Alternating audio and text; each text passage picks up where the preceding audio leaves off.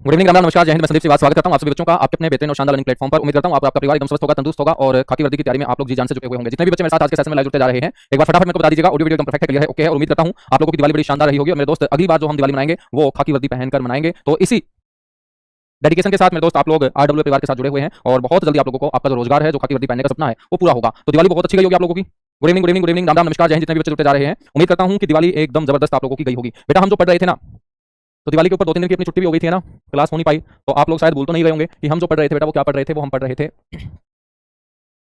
घाट।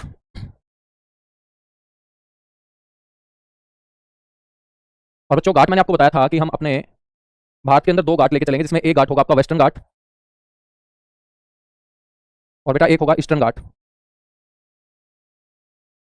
ठीक है, पूर्वी घाट और पश्चिमी घाट। और इसी पूर्वी और पश्चिमी घाट में सबसे पहले हम चर्चा करने वाले हैं कौन से घाट की बेटा? वेस्टर्न घाट की, यानी कि पश्चिमी घाट की।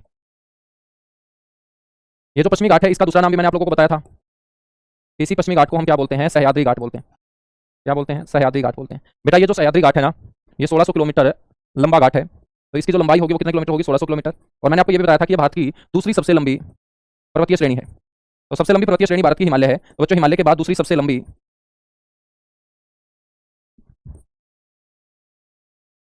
पर्वतीय श्रेणी बेटा mountain range, second longest mountain range of India इसे बोलेंगे। ठीक है, जिसकी लेंथ है 1600 किलोमीटर। बेटा इसका जो विस्तार है, इसका जो एक्सपेंशन है, वो भी मैंने आप लोगों को बताया था। इसका जो विस्तार है वो स्टार्ट हो जाता है गुजरात से। गुजरात के बाद बेटा महाराष्ट्र, महाराष्ट्र के बाद गोवा, गोवा के बाद कर्नाटक, कर्नाटक के बाद केरल और केरल के बाद बच्चों तमिलनाडु। तमिलनाडु, ठीक है। यहाँ पर सबसे नीचे की तरफ है, आप लोगों ने पढ़ा है मुख्य भारत का दक्षिणतम बिंदु कौन सा? कन्याकुमारी। तो बच्चों तमिलनाडु के कन्याकुमारी तक है ये घाट फैला हुआ है, कन्याकुमारी तक ये घाट फैला हुआ है। ठीक है ना? ठीक है, मेरी भी बहुत अच्छी रही है दिवाली, जबरदस्त। ठीक है, आप लोगों की अच्छी गई है तो हमारी तो अपने आप अच्छी हो जाती है बेटा, क्योंकि तुम खुश तो सारे टीचर खुश। तो गुजरात, महाराष्ट्र, गोवा, कर्नाटक, केरल, तमिलनाडु, यहाँ तक ये क्या है? फैला हुआ है पश्चिमी या सह्याद्री घाट। बेटा एक अक्षांश से 16 डिग्री अक्षांश, 16 डिग्री लैटिट्यूड, जो कहाँ से गुजरता है? गोवा से गुजरता है। और 16 डिग्री अक्षांश जो है ना, इस सह्याद्री घाट को 2 भागों में बांटने का काम कर देता है। ये 2 भाग कौन से होंगे? एक को बोलेंगे उत्तरी सह्याद्री और एक को बोलेंगे बेटा दक्षिण सह्याद्री। दक्षिण सह्याद्री, ठीक है। तो मान के चलिएगा कि यहाँ से गोवा है और गोवा से मेरे दोस्त एक अक्षांश गुजरता है।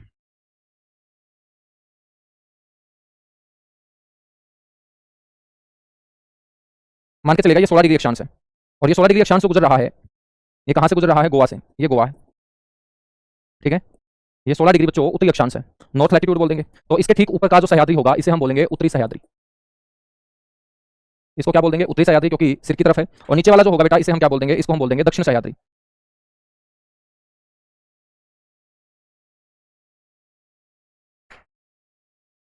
इसको हम बोल देंगे दक्षिण सह्याद्री। ठीक है, तो आपसे कोई पूछ सकता है कि बताइएगा 16 डिग्री अक्षांश से जो है ना, वो कहां से गुजरता है? गोवा से गुजरता है। और ये 16 डिग्री अक्षांश क्या करता है? सह्याद्री को 2 भागों में बांट देता है। इससे ऊपर का उत्तरी सह्याद्री, नीचे का दक्षिण सह्याद्री। बेटा हम बात करें यहाँ पर 16 डिग्री अक्षांश से ठीक ऊपर, यहाँ से एक नदी भी याद रखनी है। इस नदी का नाम है ताप्ती नदी। कौन सी नदी बेटा? ताप्ती नदी। तो ताप्ती नदी से लेकर गोवा तक बच्चों आपको 3 पहाड़ियों के नाम याद रखने हैं, जो आपकी उत्तरी सह्याद्री का हिस्सा होंगी। ठीक है, इस पहाड़ी का नाम है सतमाला पहाड़ी। कौन सी पहाड़ी बताइए? ये आपकी सतमाला पहाड़ी है। ठीक है, सतमाला पहाड़ी के बाद नेक्स्ट आपको ध्यान रखना है हरिश्चंद्र, हरिश्चंद्र श्रेणी। हरिश्चंद्र श्रेणी, बेटा ये जो हरिश्चंद्र श्रेणी हम पढ़ रहे हैं ना, ये महाराष्ट्र के अंदर है। और इस हरिश्चंद्र श्रेणी की यदि आपसे पूछ ले हाईएस्ट पीक कि भाई सर्वोच्च चोटी बताओ कौन सी है, तो इसकी सर्वोच्च चोटी का नाम है कलसूबाई। तो इसकी सर्वोच्च चोटी का नाम क्या याद रखोगे? कलसूबाई याद रखोगे। ठीक है, इसके ठीक नीचे की जो श्रेणी है, इसका नाम है बेटा महाबलेश्वर। महाबलेश्वर। और आपसे कोई पूछ ले कि महाबलेश्वर की सर्वोच्च चोटी कौन सी है, तो आपको बोलना है कि इसकी जो सर्वोच्च चोटी होगी, इसकी जो हाईएस्ट पीक होगी बेटा, उसका नाम होगा विल्सन पॉइंट। महाबलेश्वर भी महाराष्ट्र राज्य की पहाड़ी है, जो उत्तरी सह्याद्री का हिस्सा है, यहाँ हम पश्चिमी घाट का हिस्सा बोल सकते हैं। इसी महाबलेश्वर श्रेणी से एक नदी निकलेगी, उस नदी का नाम होगा बेटा कृष्णा नदी। तो आपसे कोई पूछ ले कि कृष्णा नदी का उद्गम कौन सी पहाड़ी से होता है, तो कृष्णा नदी का उद्गम बेटा इसी पहाड़ी से होता है। ठीक है, याद रखोगे। Good evening, good evening, good evening, good evening. भाई लास्ट क्लास की पीडीएफ अपलोड नहीं हुई है, लाइट प्रॉपर नहीं है बेटा, लाइट तो प्रॉपर है, फिर तुम बोलोगे कि सर चमक बहुत ज्यादा है। ये लीजिएगा, अब चमक रहा है। ठीक है, अब आपको याद रखना है बच्चों 16 डिग्री से ठीक नीचे, 16 डिग्री के ठीक नीचे की जो आपको पहाड़ियां याद रखनी है, उसमें एक पहाड़ियां याद रखेंगे, एक पहाड़ियां याद रखेंगे, एक पहाड़ियां याद रखेंगे, एक पहाड़ियां याद रखेंगे, एक पहाड़ियां याद रखेंगे, एक पहाड़ी। 6 पहाड़ियां आपको याद रखनी है 16 डिग्री के ठीक नीचे। ये दक्षिण सह्याद्री का बच्चों हिस्सा होंगी। इसमें हम बात करें तो ये जो पहाड़ी है बेटा, इसका नाम है बाबा बुदन पहाड़ी। इस पहाड़ी का नाम क्या है? इस पहाड़ी का नाम है बाबा बुदन। बाबा बुदन के ठीक आगे की जो पहाड़ी है इसका नाम है ब्रह्मागिरी। कर्नाटक में हम आ चुके हैं। ब्रह्मागिरी पहाड़ी कहाँ है? कर्नाटक के अंदर। ठीक है। और मेरे दोस्त हम बात करें तो इसी ब्रह्मागिरी पहाड़ी से एक नदी निकलेगी बेटा, उस नदी का नाम होगा कावेरी। तो याद रखेंगे origin point of Kaveri river. Kaveri नदी बच्चों कौन सी पहाड़ी से निकलती है? ब्रह्मागिरी पहाड़ी से निकलती है। ठीक है। इसके ठीक आगे की जो पहाड़ी होगी, इस पहाड़ी का नाम आपको याद रखना है नीलगिरी। नीलगिरी बच्चों हमने पढ़ा था तो कर्नाटक से लेकर केरल और तमिलनाडु तक फैला हुआ पहाड़ है, उसका नाम क्या है बेटा? नीलगिरी पहाड़ी है। नीलगिरी के बाद आपको ध्यान रखना है अन्नामलाई। कौन सी पहाड़ी याद रखोगे? अन्नामलाई पहाड़ी। बेटा अन्नामलाई जो पहाड़ी हम पढ़ रहे हैं ना, इसकी हाईएस्ट पीक आपसे कोई पूछ ले तो इसकी हाईएस्ट पीक होगी अन्नामुदी। तो अन्नामलाई पहाड़ी की सबसे ऊंची चोटी का नाम है अन्नामुदी, और अन्नामुदी की हाइट बड़ी इंपॉर्टेंट है, याद रखना, क्योंकि ये दक्षिण भारत की भी सबसे ऊंची चोटी है। 2695 मीटर बेटा इसकी क्या है? हाइट है। तो 2695 मीटर ऊंची अन्नामुदी नाम की चोटी केरल राज्य के अंदर स्थित है, जो मेरे दोस्त सबसे ऊंची चोटी है अन्नामलाई पहाड़ी की। अन्नामलाई के बाद आपको ध्यान रखना है यहाँ पर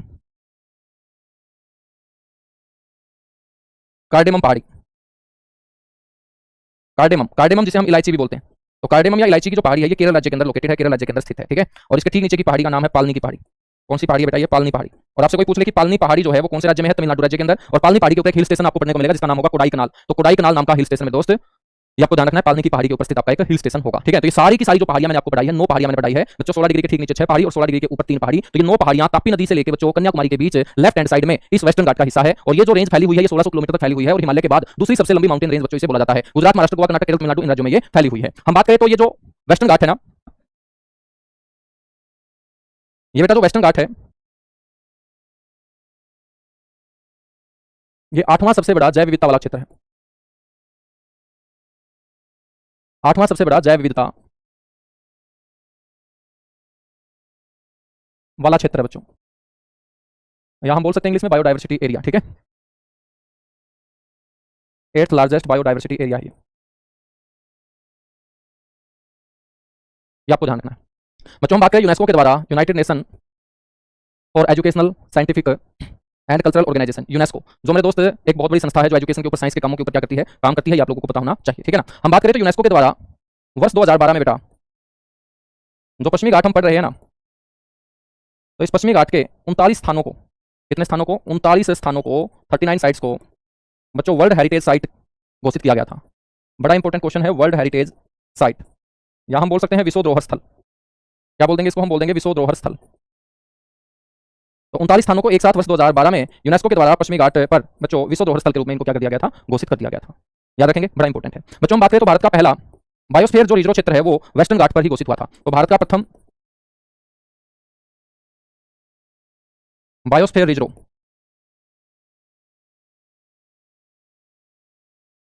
बच्चों 1986 के अंदर नीलगिरी।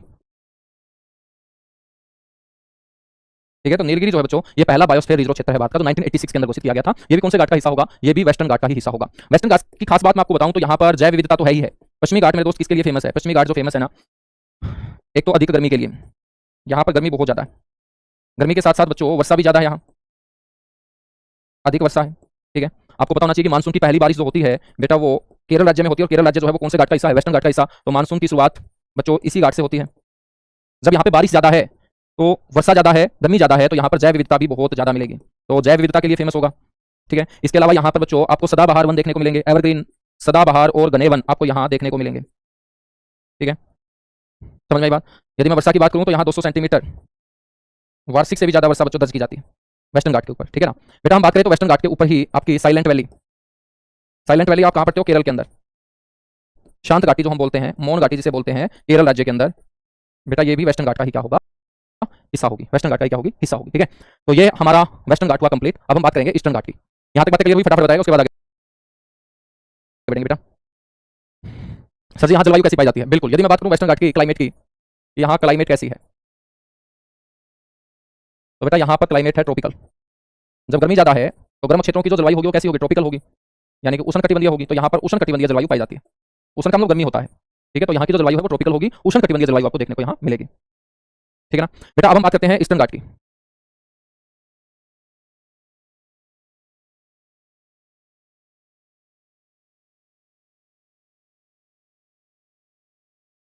अब जो हम बात करेंगे वो किसकी बात करेंगे बेटा? ईस्टर्न घाट की हम बात करेंगे। ठीक है ना। यहाँ है कन्याकुमारी।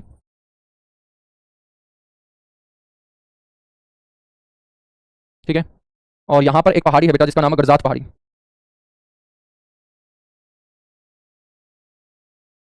गरजात पहाड़ी, और गरजात नाम की जो पहाड़ी है ना, ये उड़ीसा के अंदर है, ठीक है। और राइट हैंड साइड में आपको यहाँ पर नजर आएगी बंगाल की खाड़ी। और बेटा बंगाल की खाड़ी के साथ लगती जमीन के ऊपर जो पर्वतों की श्रृंखला फैली हुई है, उसी को तो हम क्या बोलेंगे, यहाँ ईस्टर्न घाट बोलेंगे। क्या बोलेंगे? ईस्टर्न घाट बोलेंगे, ठीक है ना। देखिएगा यहाँ से कुछ नदियां गुजरती हैं, उन नदियों के नाम आपको ध्यान रखने हैं।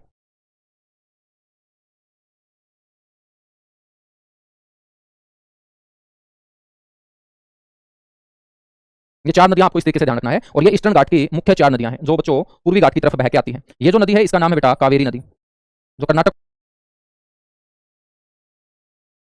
को तमिलनाडु में बहती है। कावेरी नदी आपने सुना होगा, कावेरी नदी के बारे में बिल्कुल सुना है। कावेरी के ठीक बाद बच्चों कौन सी नदी आती है? कृष्णा नदी, जो हमने पढ़ा था महाबलेश्वर से निकलती है वेस्टर्न घाट से, और वेस्टर्न घाट से निकल के बच्चों ईस्टर्न घाट की तरफ बहते हुए बंगाल की खाड़ी में अपना पानी गिरा देती है। कृष्णा नदी के बाद बच्चों यहाँ पर नदी आती है दक्षिण भारत की सबसे लंबी नदी, नाम है इसका गोदावरी नदी। और बेटा इसके ऊपर जो नदी है ये है आपकी महानदी, जो छत्तीसगढ़ से निकलकर उड़ीसा बहते हुए बंगाल की खाड़ी में गिर जाती है। तो आपको आसानी से इन पहाड़ियों के नाम याद रखने के लिए सबसे पहले बेटा ये नाम है सारे के सारे इंग्लिश में क्या लिखोगे? इसको कावेरी रिवर बोल दोगे भाई तुम इंग्लिश मीडियम वाले, क्या इनको भी आप इंग्लिश में नहीं लिख सकते हो? फिर इंग्लिश मीडियम का फायदा क्या हुआ? इंग्लिश मीडियम का मतलब क्या है कि भाई हम औरों से अलग है, थोड़ा सा ज्यादा इंटेलिजेंट है, ठीक है, इंग्लिश में पढ़ाई करते हैं। तो बेटा ये तो नाम है, संज्ञा है, ये तो नाम का नाम ही लिखना है, कावेरी को कावेरी लिखना है। और यदि नदी की इंग्लिश नहीं पता तो फिर इससे अच्छा हिंदी में ही पढ़ लेते हैं, है ना। सही बात बोल रहा हूँ भाई, एग्री करते हो मेरी बात से? जब इंग्लिश वालों को नदी का नहीं पता कि नदी को रिवर बोलते हैं, तो इससे अच्छा फिर हिंदी में पढ़ लेते हैं भाई। इसमें इंग्लिश मीडियम का कहां से कोई मुश्किल से बताएगा तो मैं बता के चलूंगा आपको, ठीक है ना। सर जी कर लेंगे, चलो बहुत बढ़िया, ऐसा ही चाहिए मेरे को, ठीक है, चलेगा। अब हम बात करते हैं बेटा कन्याकुमारी से लेकर कावेरी नदी के बीच में आपको तीन पहाड़ियां याद रखनी है। एक पहाड़ी यहाँ पे, एक पहाड़ी यहाँ पे, एक पहाड़ी यहाँ पे, ठीक है। हम बात करें तो ये वाली जो पहाड़ी है इसका नाम है पंचमलाई पहाड़ी। इसको क्या बोलेंगे बेटा? पंचमलाई पहाड़ी बोलेंगे, ठीक है। इस पहाड़ी का नाम है सेवराई। कौन सी पहाड़ी? सेवराई पहाड़ी। और बेटा इसी सेवराई पहाड़ी के ऊपर एक हिल स्टेशन याद रखना है जिसका नाम होगा येरकार्ड। येरकार्ड नाम का हिल स्टेशन कौन सी पहाड़ी पे होगा? सेवराई पहाड़ी के ऊपर। बच्चों उसके बाद हम ऊपर वाली पहाड़ी को देखें तो इस पहाड़ी का नाम है जावादी। इसको बोलते हैं जावादी पहाड़ी। अब आपसे क्वेश्चन कैसे पूछेगा? बहुत सारे बच्चों के ये कंफ्यूजन होगी कि सर क्वेश्चन कैसे पूछेगा। बेटा क्वेश्चन ऐसे पूछेगा कि बताइएगा पंचमलाई पहाड़ी जो है ना वो कौन से राज्य में है? ये कौन सा राज्य है बेटा? इस राज्य को तमिलनाडु बोलते हैं। क्या बोलते हैं? तमिलनाडु। अभी मैंने जो तीनों पहाड़ियां बताई आपको तमिलनाडु राज्य में बताई, तो आपसे पूछा जाएगा पंचमलाई पहाड़ी, सेवराई पहाड़ी, जावादी पहाड़ी कौन से राज्य में लोकेटेड है? तो आप बोलेंगे कि सर ये तमिलनाडु में है। फिर आपसे पूछेगा कौन से घाट का हिस्सा है? तुम बोल दोगे बेटा ये ईस्टर्न घाट का हिस्सा है। फिर आपसे पूछेगा कौन से भारत का हिस्सा है? तुम बोल दोगे दक्षिण भारत का हिस्सा है। दक्षिण भारत को हम क्या बोलते हैं बेटा? पेनिनसुलर इंडिया बोलते हैं, प्रायद्वीपीय भारत का भी हिस्सा हम इन्हें बोल देंगे, ठीक है ना। तो तीनों की तीनों पहाड़ियां आपको पता होनी चाहिए। पिछली क्लास की पीडीएफ डलवा देंगे भाई, पिछली क्लास की पीडीएफ के लिए आ रहे हैं बहुत सारे, ठीक है। चलिए आगे आ जाओ, आगे हम बात करेंगे बच्चों ये तीन पहाड़ियां आपको यहां पर ध्यान रखनी है, ठीक है। इन तीन पहाड़ियों में एक पहाड़ी का नाम है पालकुंडा। इस पहाड़ी का नाम क्या होगा? पालकुंडा पहाड़ी। आंध्र प्रदेश आ चुका है बेटा ये। पालकुंडा पहाड़ी जो होगी वो कहां होगी? ब्रैकेट में मैं शॉर्ट फॉर्म लिख रहा हूं एपी, एपी का मतलब आंध्र प्रदेश, ठीक है। पालकुंडा के ठीक ऊपर की जो पहाड़ी है बेटा इसको बोलते हैं वेलिकोंडा। इसको क्या बोल देंगे? वेलिकोंडा बोल देंगे। वेलिकोंडा भी कहां है? आंध्र प्रदेश में, ठीक है बच्चों। उसके बाद इसके ऊपर वाली जो पहाड़ी है इसका नाम है नल्लामाला। नल्लामाला, नल्लामाला पहाड़ी, ठीक है। कावेरी और कृष्णा नदी के बीच में ये तीन पहाड़ियां याद रखेंगे, तीनों की तीनों पहाड़ियां बेटा आंध्र प्रदेश के अंदर है, ठीक है। इसके ऊपर की जो पहाड़ी होगी, दो पहाड़ी यहां याद रखेंगे बेटा, जिसमें एक पहाड़ी का नाम होगा अरोमाकुंडा,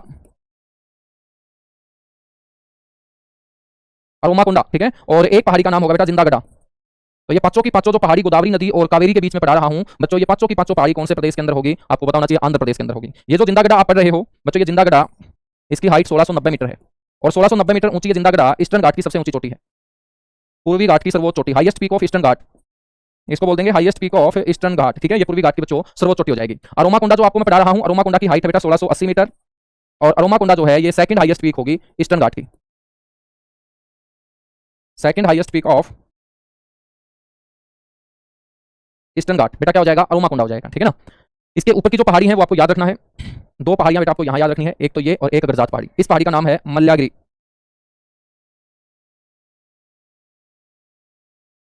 ठीक है। मल्लागिरी बच्चों ये आपकी उड़ीसा के अंदर है। तो ये सारी की सारी जो पहाड़ियां हैं ये हमारी ईस्टर्न घाट की हो जाएंगी। किसकी हो जाएंगी? हाँ तो पालकुंडा और वेलिकुंडा बेटा आंध्र प्रदेश में ही बताया मैंने, ठीक है ना, आंध्र प्रदेश में ही बताया है। तो पालकुंडा, वेलिकुंडा, अरोमाकुंडा ये सारी की सारी पहाड़ी जो है ये आंध्र प्रदेश में ही तो है। ये आपकी सारी की सारी पहाड़ी आंध्र प्रदेश के अंदर होगी, ठीक है। गरजात पहाड़ी उड़ीसा के अंदर है, मल्लागिरी पहाड़ी उड़ीसा के अंदर है, और पंचमलाई, सेवराई और जावादी ये बेटा तमिलनाडु के अंदर है। कहाँ है? तमिलनाडु के अंदर, ठीक है। ये जो पंचमलाई पहाड़ी है ना ये फेमस है किसके लिए? लिग्नाइट कोयले के लिए। तो एक तो यहाँ पर कोयले का टाइप लिग्नाइट कोयला, सबसे अच्छा कोयला कौन सा होता है बेटा? एंथ्रासाइट होता है। सबसे खराब कौन सा होता है? पीट होता है। तो लिग्नाइट कोयला जो है ना ये पंचमलाई पहाड़ियों के अंदर पाया जाता है। और ये जो पंचमलाई पहाड़ी है, एक इसको कहा जाता है ग्रीन माउंट।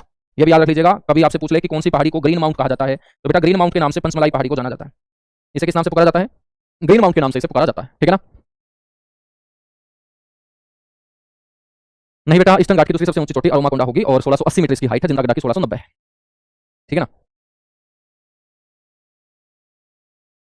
महेंद्रगिरी उड़ीसा के अंदर है, महेंद्रगिरी, महेंद्रगिरी पर्वत, ठीक है, महेंद्रगिरी पर्वत, ये भी याद रख लीजिएगा। तो गरजात पहाड़ी, महेंद्रगिरी, ये आपकी उड़ीसा के अंदर। नदियों की लंबाई नदियों में पढ़ेंगे बेटा, ठीक है ना। आगे बढ़े तो ये हमारा हो चुका है ईस्टर्न घाट और एक हमारा बेटा हो चुका है वेस्टर्न घाट, ठीक है। यहाँ वेस्टर्न घाट की सबसे ऊंची चोटी याद रख लेना बस, जो मैंने बता तो दी थी, एक बार फिर लिख देता हूँ। हाईएस्ट पीक ऑफ, देखिएगा जब भी हाईएस्ट पीक पूछी जाएगी तो बच्चा एक तो दक्षिण भारत बोल सकता है, वो दक्षिण भारत की सबसे ऊंची चोटी। दक्षिण भारत को मैंने क्या बोल दिया बेटा? प्रायद्वीपीय भारत बोल दिया, पेनिनसुलर इंडिया बोल दिया। प्रायद्वीपीय भारत के साथ साथ हाईएस्ट पीक ऑफ वेस्टर्न घाट,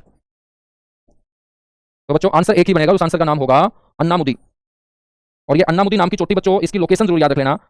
अन्नामुदी जो है ये 2695 मीटर तो मैंने आपको बताई, लेकिन ये कौन से राज्य के अंदर है? केरल राज्य के अंदर। पहाड़ी तमिलनाडु में भी फैली हुई है, लेकिन इस चोटी की लोकेशन बच्चों केरल स्टेट होगा। क्या होगा? केरल स्टेट होगा। एक मैंने आपको यहाँ पर पालनी की पहाड़ी पढ़ाया था तमिलनाडु के अंदर, पालनी पहाड़ी। इस पालनी पहाड़ी के ऊपर एक हिल स्टेशन जरूर याद रखना, उसका नाम है कोडाई कनाल।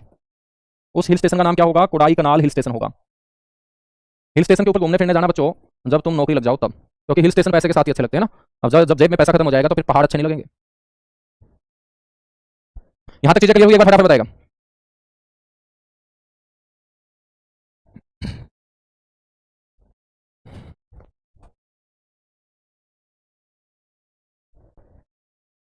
बेटा डोडा बेटा जो है वो सेकंड हाईएस्ट पीक होगी साउदर्न इंडिया की, वो हाईएस्ट पीक ना होके सेकंड हाईएस्ट पीक होगी। भारत की सबसे ऊंची चोटी बेटा यही नहीं पता? भारत की सबसे ऊंची चोटी चिल्ला चिल्ला के थक चुका हूं कि भाई केटू होगी, केटू। मल्यागिरी गुरुजी कर्नाटक में है, कर्नाटक में नहीं उड़ीसा में है राहुल। मल्यागिरी जो पर्वत है ये उड़ीसा के अंदर है, ठीक है। आगे आइएगा, चलेगा। अब बेटा हम बात करते हैं पठारों की, और पठारों के साथ फिर अपना ये टॉपिक होगा प्रायद्वीपीय भारत कंप्लीट, और फिर बच्चों फिजिकल फीचर में लास्ट पार्ट बचेगा और उसका नाम होगा island group and coastal plain, ठीक है। तो हेडिंग डालिएगा पठार यानी कि प्लेट्यू।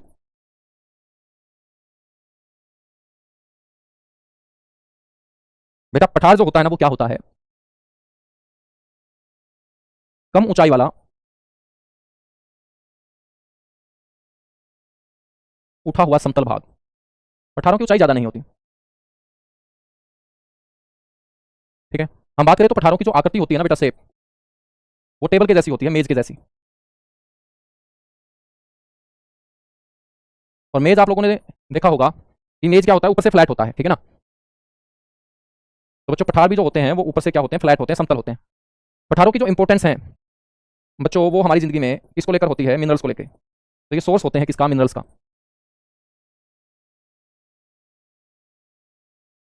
ठीक है। तो सोर्स ऑफ मिनरल्स होते हैं, खनिजों के क्या होते हैं? स्रोत होते हैं। सर जी क्वेश्चन कराया करो बेटा, क्वेश्चन भी करवाएंगे, पहले एक बार सिलेबस को तो थोड़ा सा आगे बढ़ा ले, है ना। जब मैं क्वेश्चन कराने लगूंगा फिर तुम बोलोगे कि गुरुजी सिलेबस नहीं करवा रहे हो, क्योंकि तुम लोगों का भी तो ये पता नहीं होता ना कि भाई तुम चाहते क्या हो।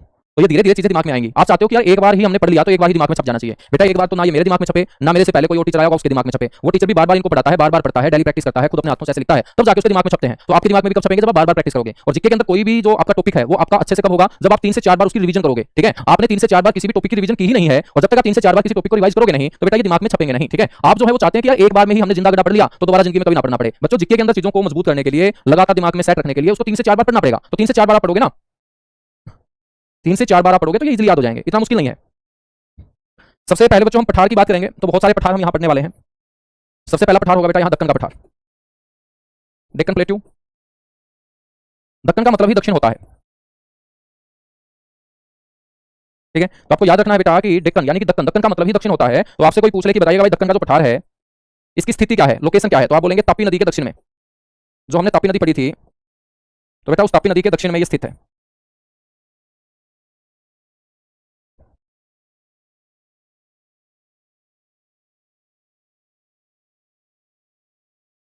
तापी नदी के ये क्या होगा? दक्षिण में होगा बच्चों दक्कन का पठार। हम बात करें तो entry gate of Deccan plateau हमने किसको बोला था? एंट्री गेट यानी कि प्रवेश द्वार। तो बच्चों हमने entry gate of Deccan plateau बोला था एक पास को जिसका नाम था बुरहानपुर पास, बुरहानपुर दर्रा। तो याद रखिएगा बुरहानपुर नाम का जो दर्रा है इसी को हम entry gate of Deccan plateau बोलते हैं, ठीक है। हम बात करें बच्चों की इसकी जो आकृति है वो कैसी है? डेक्कन प्लेटू जो हम पढ़ रहे हैं बेटा, इस पठार की जो आकृति है, शेप है, किस आकृति में ये फैला हुआ है? तो आपको बोलना है ये ट्रायंगुलर यानी कि त्रिभुजाकार आकृति के अंदर ये फैला हुआ है। ट्रायंगुलर शेप में बच्चों ये फैला हुआ है, त्रिभुजाकार आकृति के अंदर ये फैला हुआ है, ठीक है। हम बात करें इसका जो विस्तार है कौन कौन से राज्यों में बच्चों? इसका जो विस्तार है वो आपको देखने को मिलेगा महाराष्ट्र के अंदर, मध्य प्रदेश के अंदर, छत्तीसगढ़ के अंदर, ठीक है, कर्नाटक के अंदर, आंध्र प्रदेश के अंदर, बेटा तेलंगाना के अंदर, तेलंगाना के अंदर, ठीक है। और इतने राज्यों में फैले होने के चलते ही इसे हम क्या बोलते हैं, भारत का सबसे बड़ा पठार बोलते हैं, लार्जेस्ट प्लेट्यू ऑफ इंडिया इसे बोलेंगे, largest plateau of India, Bharat का सबसे बड़ा पठार है बेटा ये, सबसे बड़ा क्या होगा, ये पठार होगा। हम बात करें तो इस पठार की खास बात क्या है कि इस पठार के अंदर जो चट्टानें पाई जाती है ना, वो कौन सी चट्टानें पाई जाती हैं। यदि यहाँ पर आपसे पूछ ले कि भाई किस प्रकार की चट्टानें, तो आपको बोलना है यहाँ पर बेसाल्ट चट्टानें पाई जाती हैं।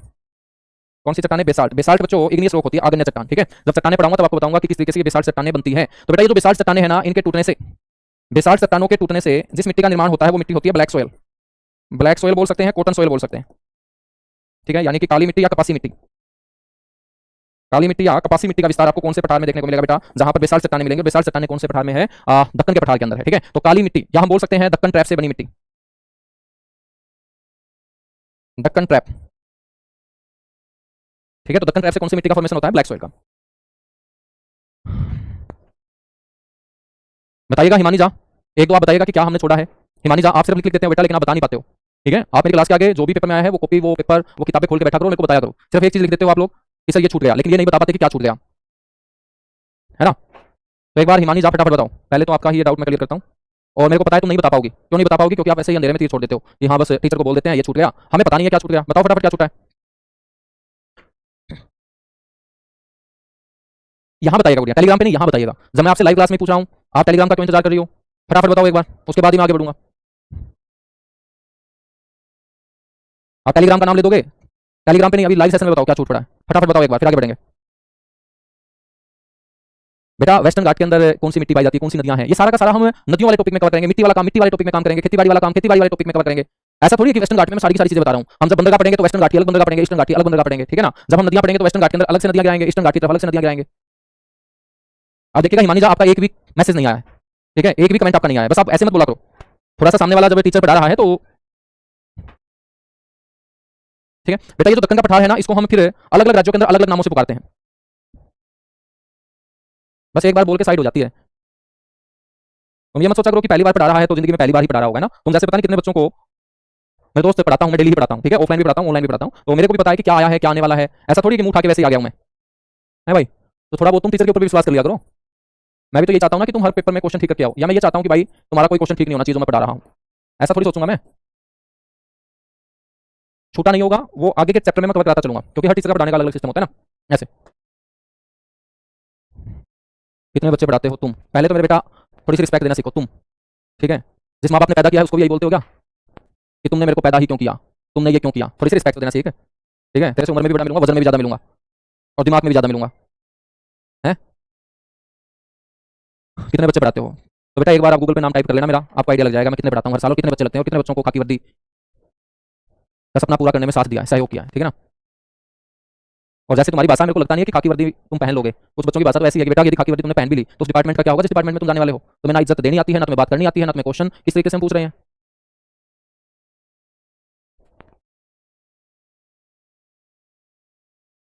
चलेगा आगे बढ़ेंगे, चलेगा आगे बढ़ेंगे बेटा, चलो। दक्कन का पठार हम बात करेंगे। दक्कन के पठार को हम अलग अलग राज्यों में अलग अलग नाम से पुकारते हैं ना।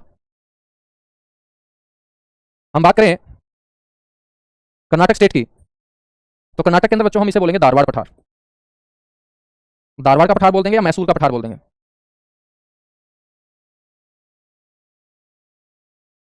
ठीक है। धारवाड़ का पठार या मैसूर का पठार, ठीक है बेटा। कर्नाटक के बाद हम बात करेंगे आंध्र प्रदेश और तेलंगाना के अंदर, इसे तेलंगाना का पठार कहा जाता है।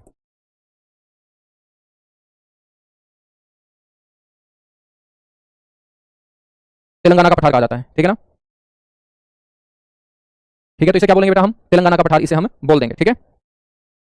महाराष्ट्र के अंदर बच्चों इसे दक्कन ट्रैप भी बोल देते हैं,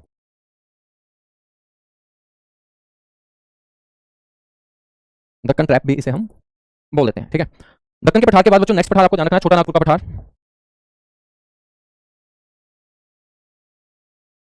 छोटा नागपुर का पठार, बेटा छोटा नागपुर का जो पठार है इसे हम भारत का अमीर पठार बोलते हैं। क्या बोलते हैं इसे, रिच प्लेटू बोलते हैं इसे, अमीर पठार। और यदि ये अमीर है तो इसका मतलब यहाँ पर बहुत सारे खनिज आप लोगों को मिलेंगे। तो बेटा इसे बोलते हैं अमीर पठार, रिच प्लेटू। और इसी को कहा जाता है भारत का रूर। भारत का रूर, या रूर का मतलब शाही। शाही का मतलब बच्चों जो खनिज संपदा की दृष्टि से क्या है, समृद्ध है। नागपुर बच्चों महाराष्ट्र के अंदर है, लेकिन छोटा नागपुर का सबसे ज्यादा विस्तार आपको झारखंड के अंदर बच्चों देखने को मिलेगा। ठीक है, इसका जो विस्तार है वो झारखंड से शुरू हो जाएगा। मुख्य रूप से ये झारखंड में फैला हुआ है। मुख्य रूप से ये कहाँ फैला हुआ है बच्चों, झारखंड के अंदर। झारखंड किससे अलग हुआ था, बिहार से। तो बेटा बिहार के अंदर भी ये फैला होगा, बिल्कुल फैला हुआ है। हम बात करें तो ये छत्तीसगढ़ में भी फैला हुआ है बच्चों। हम बात करें तो छत्तीसगढ़ के ठीक नीचे की तरफ आपको उड़ीसा नजर आएगा और साइड में पश्चिम बंगाल। तो यहाँ तक आपको ये छोटा नागपुर का पठार बच्चों फैला हुआ नजर आएगा। यहाँ पर हम बात करें तो मुख्य खनिज कौन कौन से पाए जाते हैं छोटा नागपुर के पठार में बच्चों, जो मुख्य खनिज है उसमें आपको ध्यान रखना है आयरन और लो एसक। आयरन और यानी कि लो एसक, ठीक है ना। हाँ गुड़िया बताओ, अभी बताओ हिमानी जा, कहाँ है आपका क्वेश्चन। हाँ रिक्वेस्ट है आप लोगों की बेटा कि दंडकारण्य। तो बेटा दंडकारण्य जो है ना, अब पढ़ाऊंगा। अब आपको यही नहीं पता कि दंडकारण्य क्या है। आपने पहले कैसे बोल दिया कि छूट गया है सर। दंडकारण्य एक पठार है, ठीक है, और वो दंडकारण्य पठार में अभी आपको पढ़ाऊंगा, जो छत्तीसगढ़ के अंदर फैला हुआ है। भारत का सबसे ज्यादा नक्सल प्रभावित क्षेत्र है दंडकारण्य, ठीक है ना। तो दंडकारण्य जो है ना वो अभी पठारों में पढ़ाऊंगा। तो आप कैसे बोल सकते हो कि आपने छोड़ दिया सर, जब तक यहाँ पर चीजें चल रही है, टॉपिक कंप्लीट हुआ नहीं है, तो कैसे बोल सकते हो आप लोग हैं। बस यही था क्या एक डाउट। तो अब इन पठारों में कब होगा पहले, क्योंकि प्रायद्वीपीय भारत कंप्लीट थोड़ी हुआ है अभी। मैग्नीज की बात करेंगे बेटा, मैग्नीज के साथ साथ हम कोयले की बात करेंगे।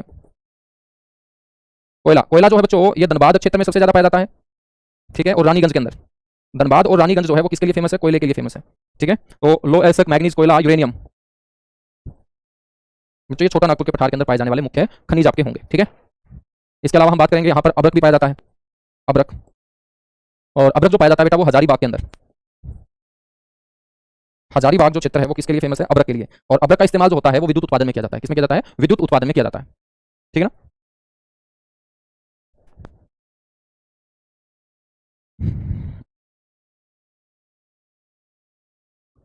ठीक है भाई, छोटा नागपुर का पठार जो है बच्चों, यहाँ से एक नदी बहती है जिसका नाम है दामोदर नदी। कौन सी नदी, दामोदर नदी।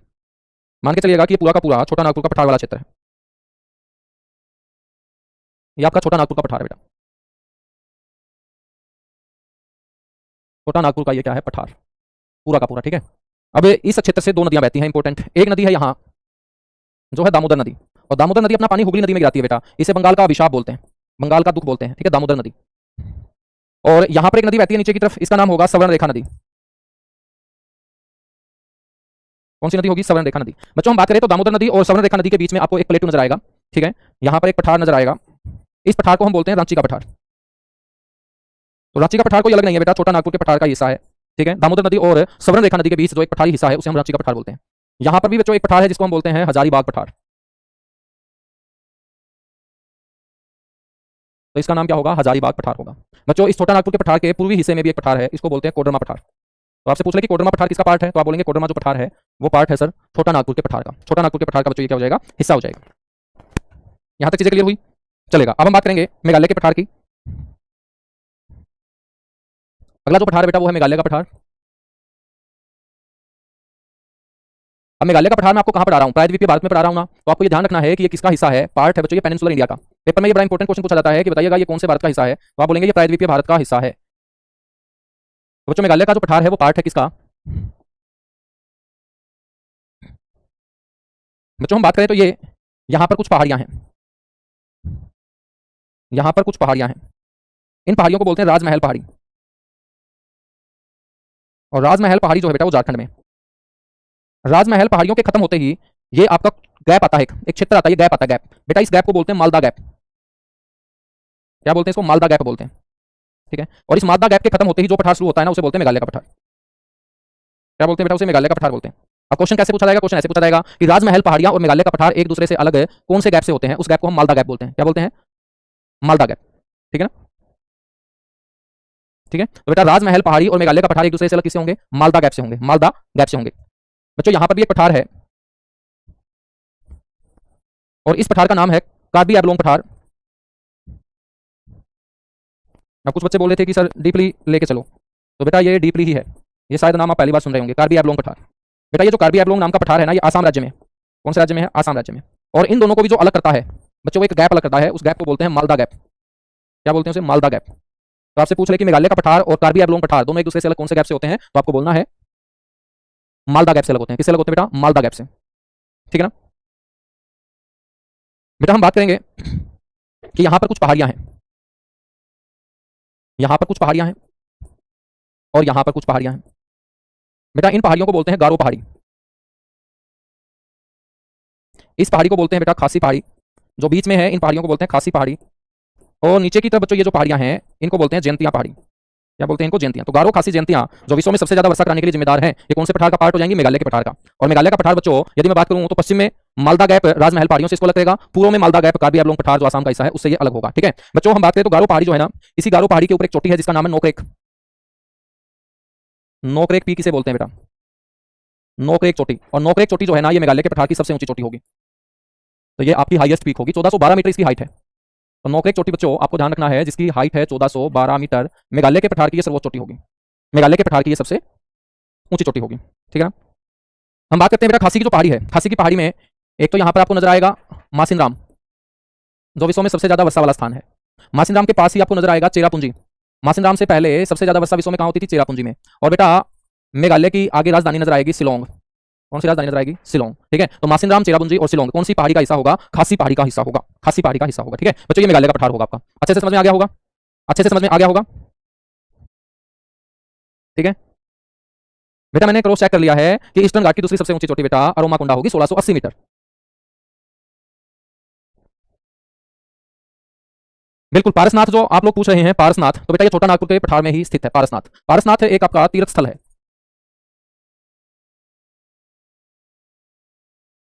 ठीक है, ये छोटा नागपुर के पठार का ही क्या होगा? हिस्सा होगा। याद रखोगे? चलेगा। एक पठार और पढ़ लेते हैं यहां, जिसका नाम है बच्चों दंडकारण्य पठार।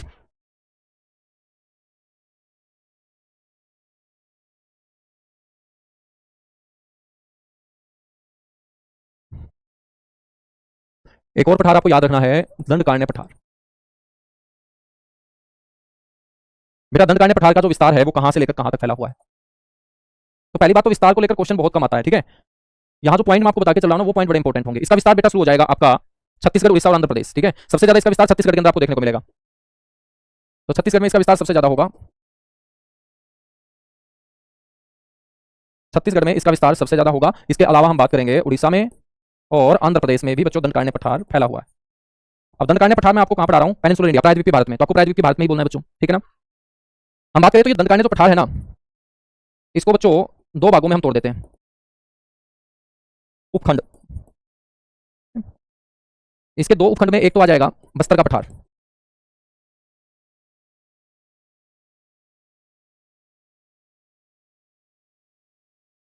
और एक आएगा काली हांडी पठार।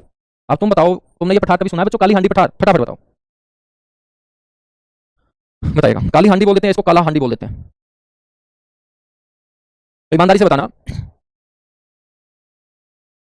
भाई। देखिएगा, इंग्लिश में इसको बस्तर प्लेटू बोल देंगे बेटा। ये कोई इंग्लिश का तो मैटर है ही नहीं यहाँ पे, तुम वैसे ही इंग्लिश इंग्लिश तुम्हारे दिमाग में छपा हुआ है। ठीक है, ये काला हांडी, ये लो, ये नाम ही तो है, ये नाम ही तो है बेटा। ठीक है, सबसे ज्यादा को हम क्या बोल देंगे? मेजर बोल देंगे कि इसका जो मेजर पार्ट है, बड़ा भाग है, वो कहाँ है? छत्तीसगढ़ के अंदर है। विस्तार को बेटा एक्सपेंशन बोल देंगे। शुरू से बताते आ रहा हूँ ये शब्दों को, क्योंकि यदि मैं इंग्लिश और हिंदी दोनों लिखूंगा ना उसमें ज्यादा लगेगा। ठीक है ना, इसलिए। तो बस्तर का पठार और काला हांडी पठार, बेटा जो बस्तर का पठार है ना, ये नक्सल क्षेत्र है आपका। आप लोगों ने सुने होंगे ना, नक्सली, नक्सली लोग, नक्सली लोग सुने होंगे। ठीक है बेटा, नक्सली का मतलब क्या होता है? वो लोग जो हमारे संविधान में विश्वास नहीं रखते हैं, वो लोग जो भारत के संविधान में आस्था विश्वास नहीं रखते हैं, जो भारत के संविधान को नहीं मानते हैं और अपने ही देश के लोगों के खिलाफ उन्होंने अपनी आवाज को ऊपर उठाने के लिए हथियार उठा लिए हैं, उन लोगों को हम नक्सली बोलते हैं। ये आतंकवादी नहीं है। ठीक है ना, एक होता है आतंकवादी, एक होता है नक्सली, दोनों शब्दों में अंतर है बेटा। तो नक्सली का मतलब क्या होगा? जो अपने भारत के संविधान में आस्था रखते ही नहीं है, उनको हम नक्सली बोलेंगे। क्या बोलेंगे? नक्सली बोलेंगे। ठीक है ना, बिल्कुल। देखिएगा, आप यही पूछ रहे थे शायद। ठीक है ना, दंडकारण्य और काला हांडी जो पठार है बेटा, ये किसके लिए फेमस होगा? भुखमरी के लिए।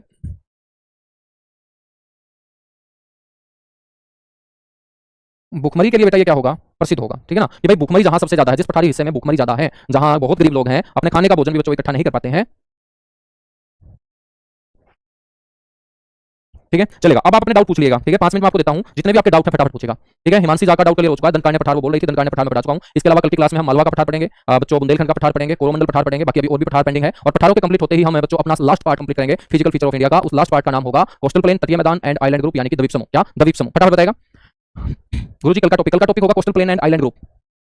बिल्कुल, मैं आपको क्वेश्चन दे दूंगा भाई प्रैक्टिस के लिए। ठीक है, मैं आपको क्वेश्चन दे दूंगा प्रैक्टिस के लिए। क्वेश्चन कितने आते हैं सर? क्वेश्चन भाई 3 से 4 या 4 से 5 भी हो सकता है। गुरुजी याद कैसे होगा? बेटा मोबाइल के सारे फंक्शन आपके आज याद हैं। वो कैसे याद हैं? क्योंकि आप डेली मोबाइल हाथ में रखते हैं, बहुत प्रैक्टिस करते हैं। तो जब मोबाइल आपके अच्छे से याद हो सकता है पूरा का पूरा, तो बेटा ये तो क्या चीज़ है, इसको भी आप प्रैक्टिस से याद करोगे।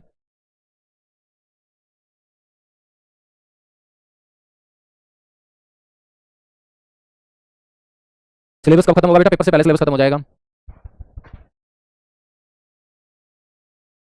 बिल्कुल पूजा चौधरी, बिल्कुल ध्यान रखेंगे बेटा, बिल्कुल ध्यान रखेंगे।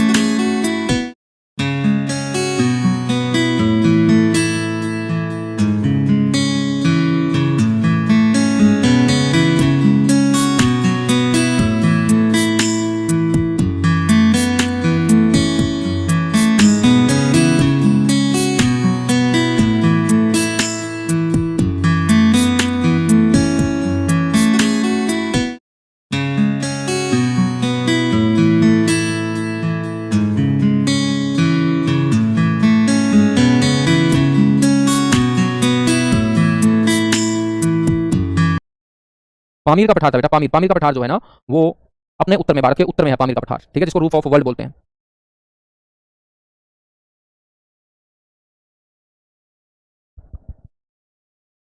सर धनबाद कहाँ है बेटा? धनबाद का भी नहीं पता, झारखंड में है धनबाद।